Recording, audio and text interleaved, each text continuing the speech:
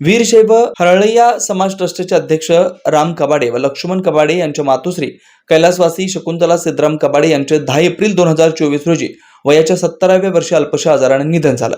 त्यांच्या स्मरणार्थ सोमवार दिनांक 22 एप्रिल रोजी सकाळी 10 ते दुपारी 12 वाजेपर्यंत भवानीपेठ तुळजापूर वेस येथील कबाडे यांच्या निवासस्थानी हरिभक्तपरायण गणेश महाराज बर्गे यांचे हरिकीर्तन व महिला भजनी मंडळाचा कार्यक्रम संपन्न झाला।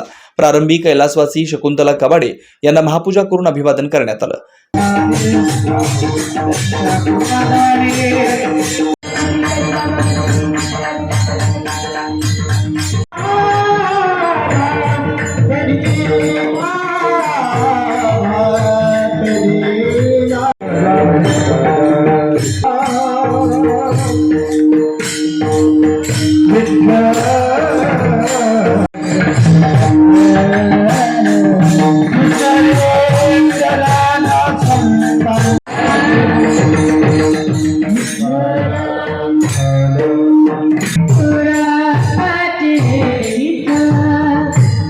कैलासवासी शकुंतला कबाडे यांच्या पश्चात 2 मुले, 1 मुलगी, सुना, नातू असा परिवार आहे।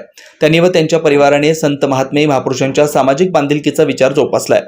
आईच्या मृत्यू पश्चातच तिच्या प्रेमाची किंमत कळते।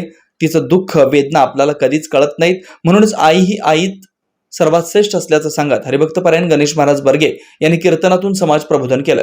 शकुंतलाबाई आपल्यातून निघून गेल्या याचं दुःख त्या परिवाराला आहेच महाराज, नाही असं नाही आहे। आई गेल्यानंतर जे दुःख होतं, ज्या वेदना होतात, त्या वेदना, ते दुःख महाराज ज्याची आई गेली ना त्यांना विचारा।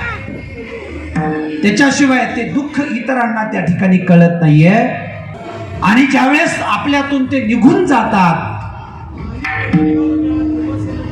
महाराज, त्या दिवशी त्या ठिकाणी त्यांच्या प्रेमाची किंमत आपल्याला त्या ठिकाणी कळते।